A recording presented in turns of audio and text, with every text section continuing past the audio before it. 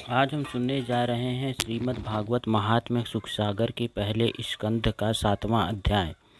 नारद मुनि का व्यास जी से 4 श्लोक का हाल कहना और वेद व्यास का बद्री केदार में जाकर तप करना और श्रीमद् भागवत पुराण का कहना। सूत जी ने शौनकादिक ऋषीश्वरों से कहा कि नारद मुनि अपने पिछले जन्म का हाल वेद व्यास जी से कहकर बोले कि हे व्यास जी, हमने 4 श्लोक ब्रह्मा से और ब्रह्मा ने नारायण जी से सुने हैं, सो तुमको चाहिए कि उन्हीं 4 श्लोकों की कथा विस्तार पूर्वक वर्णन करो। परमेश्वर की महिमा केवल मनुष्य तन में मालूम होती है। पशु पक्षी आदि जीवों को सिवाय खाने भोग करने के दूसरा काम नहीं रहता। जो कोई मनुष्य का तन पाकर परमेश्वर का भजन व स्मरण करके माया रूपी भवसागर से पार उतर गया, उसी का जन्म लेने सफल है। और जिसने यह तन पाकर नारायण जी का स्मरण और ध्यान नहीं किया, वह मनुष्य 84 लाख योनि में जन्म लेकर बड़ा दुख पाता है।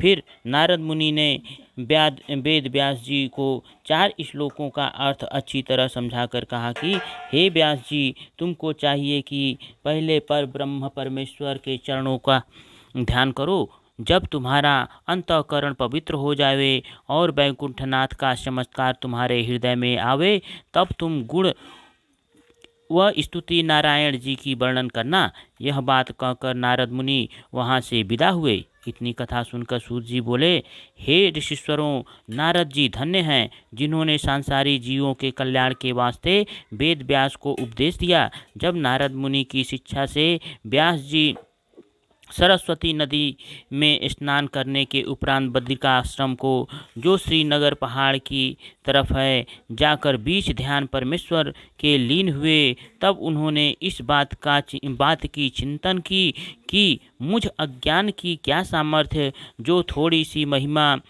उस पर ब्रह्म परमेश्वर की वर्णन कर सकूं। उसी समय एक तेज आदि ज्योति का उनके हृदय में चमका। तब व्यास जी ने परमेश्वर की कृपा से स्तुति करने की सामर्थ्य पाकर उन 4 श्लोकों को, जो नारद मुनि से सुना था, विस्तार पूर्वक लिखा और उसका नाम श्रीमद् भागवत रखकर अपने पुत्र सुखदेव जी को पढ़ाया। सुखदेव जी महाराज ने राजा परीक्षित से कहा कि जिसके पढ़ने और सुनने से सांसारी माया छूट जाती है, पीछे से उसका हाल कहा जाएगा। इतनी कथा सुनाकर सुखदेव जी बोले कि हे राजन, जब कुरुक्षेत्र में 18 औक्षणी दल पांडव और कौरवों का इकट्ठा होकर 18 दिन तक बड़ा युद्ध हुआ और बहुत मनुष्य सूर वीर हाथी घोड़े सम्मुख मारे जाकर वीरलोक में पहुँचे, और भीमसेन ने अपनी गदा से धृतराष्ट्र के सब पुत्रों को मारने के उपरांत राजा दुर्योधन की जंघा तोड़कर उसको पृथ्वी पर गिराया। और महाभारत होने से पहले जिस समय दुर्योधन ने राजा युधिष्ठिर से सब धन और उसकी स्त्री द्रौपदी को छल करके जुए में जीत लिया, और उसने द्रौपदी के सिर के बाल खींचते हुए बड़ी सांसत और अनीति से अपनी सभा में लाकर उससे कहा कि तू हमारी जंघा पर आनकर बैठ। उसी समय भीमसेन ने मन में प्रण किया था कि श्याम सुंदर की कृपा होगी तो मैं तेरी जंघा अपनी गदा से तोड़ूंगा। सो श्री कृष्ण की अनुग्रह से भीमसेन ने अपना प्रण पूरा किया। जिस समय दुर्योधन पैर टूटा हुआ, घायल और अकेला रणभूमि में पड़ा था, उस समय अश्वत्थामा द्रोणाचार्य का पुत्र उसके पास आनकर बोला कि हम व तुम लड़कपन में एक साथ रहकर खेलते थे, सो तुमको शत्रुओं ने यह दिन दिखलाकर इस दुर्दशा को पहुंचाया। हमको जो आज्ञा देवें सो करें। दुर्योधन यह बात सुनकर अश्वत्थामा से बोला कि मैं अपनी जंघा टूटने और सब भाई और बेटा और सेनापतियों के मारे जाने की कुछ चिंता नहीं करता, जितना खेद मुझे पांडवों के जीते रहने और राज्य करने का है, सो तुम्हारे रहते हमारे शत्रु राज्य करें। इस बात में तुमको भी बड़ी लज्जा समझना चाहिए। यह बात सुनकर अश्वत्थामा बोला कि आप कहें तो आज रात को मैं जाके सोते समय पांचों पांडवों का सिर काटकर तुम्हारे पास ला दूं। यद्यपि सोए हुए मनुष्यों को मारना बड़ा पाप है, परंतु तुम्हारी प्रसन्नता के वास्ते हम ऐसा करेंगे। दुर्योधन ने कहा, जो तुम उनका सिर काट लाओ तो तुम्हारा बड़ा उपकार मानेंगे। यह बात सुनकर अश्वत्थामा वहाँ से चला, परंतु उसके पहुँचने से पहले ही श्री कृष्ण जी अंतर्यामी ने जाना कि आज रात को अश्वत्थामा पांडवों के सिर काटने के वास्ते आवेगा। इस वास्ते बैकुंठनाथ ने संध्या समय पांडवों से कहा कि आज रात तुम पांचों भाइयों अपने डेरे में न रहकर सरस्वती के किनारे दूसरा डेरा खड़ा करके सो और सब लोगों को इसी डेरे में रहने दें। इसीलिए पांचों भाई उस रात को दूसरे डेरे में जाकर सोए थे।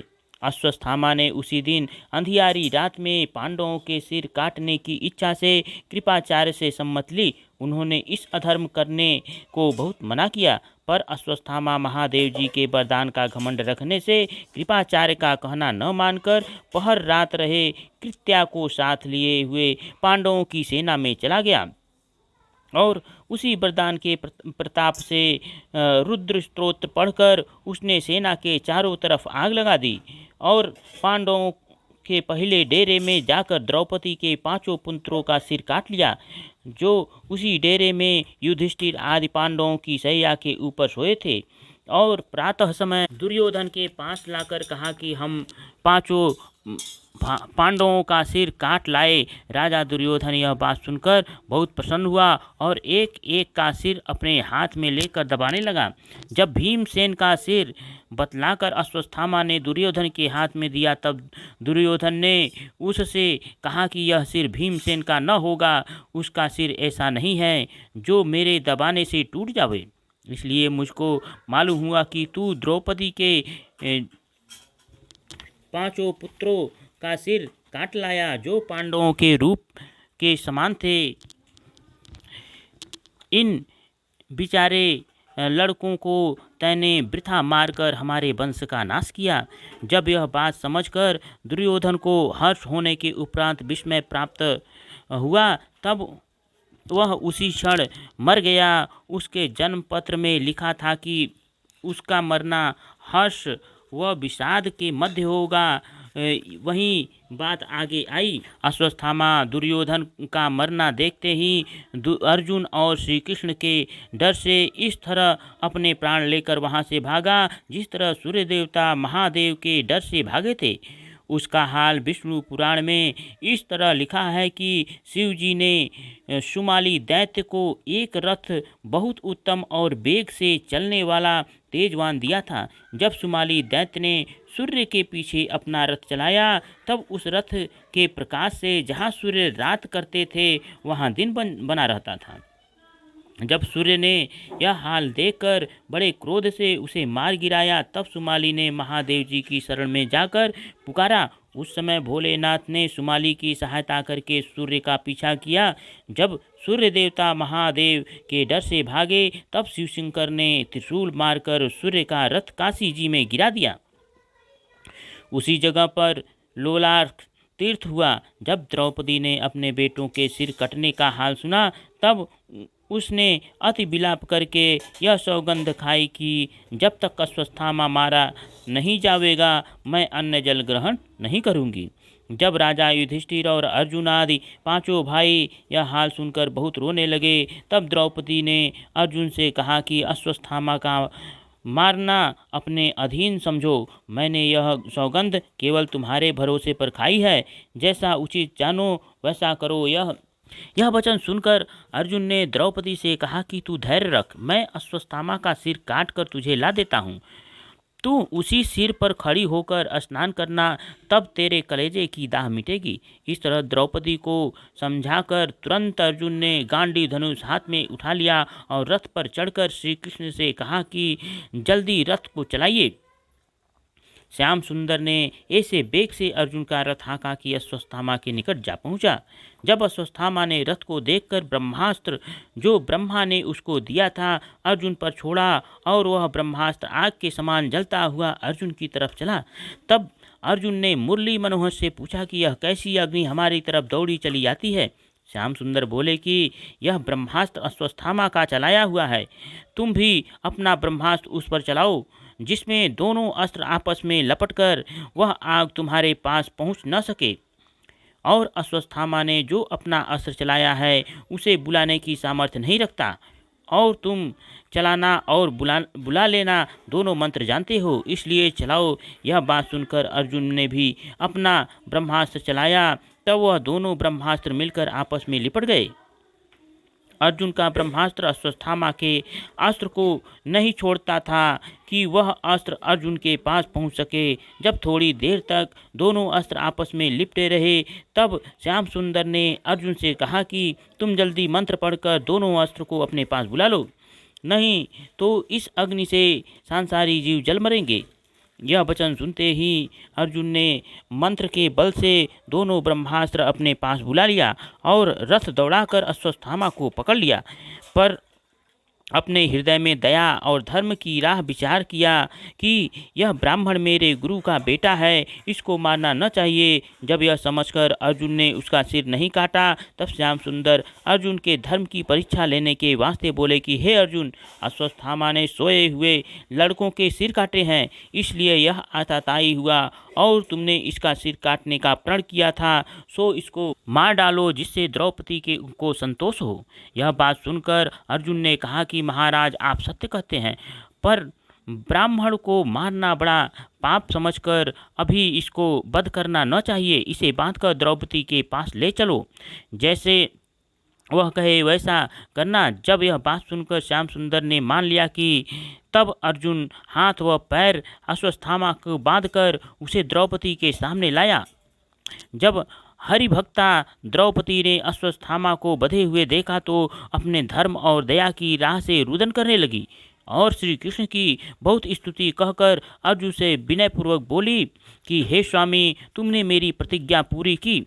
अब इस ब्राह्मण को मारने से मेरे मरे हुए बालक जी नहीं सकते, इसलिए अश्वत्थामा को छोड़ देवें। यह अपने कर्मों का दंड परमेश्वर से पावेगा। जिस तरह मैं अपने बेटों के मरने का सोच करती हूँ, उसी तरह कृपी नाम अश्वत्थामा की माता भी पुत्र मरने का दुख पावेगी। और इसके पिता से आपने धनुष विद्या सीखी है, इसलिए अश्वत्थामा को पूजने योग्य समझकर जल्दी छोड़ दीजिए। इसे बांध कर रखना उचित नहीं है। यह वचन द्रौपदी का सुनते ही राजा युधिष्ठिर और नकुल और सहदेव ने प्रसन्न होकर कहा कि द्रौपदी सत्य कहती है, अश्वत्थामा को मारने के सिवाय ब्रह्म हत्या के और क्या मिलेगा। जब यह बात द्रौपदी और युधिष्ठिर आदि की भीमसेन को अच्छी नहीं लगी, तब वह अपनी गदा पृथ्वी पर पटककर अर्जुन से बोला कि तुमने अश्वत्थामा का सिर काटने का प्रण किया था, सो अपनी प्रतिज्ञा झूठी करना न चाहिए। और जो तुम यह कहते हो कि इसके मारने से ब्रह्म हत्या लगेगी, सो इसमें ब्रह्म अंश वह ब्राह्मण का कर्म नहीं रहा। धर्मशास्त्र में ऐसा लिखा है कि जो कोई शरण आवे और सोते हुए को या बालक और स्त्री का वध करे या मतवाले बौराहे को वह हरिभक्त और परमहंस को मारकर दुख देवे, ऐसे मनुष्य को आताताई समझकर मारना और दंड देना राजाओं का धर्म है। उनके मारने का पाप नहीं होता। आताताई 6 तरह के होते हैं।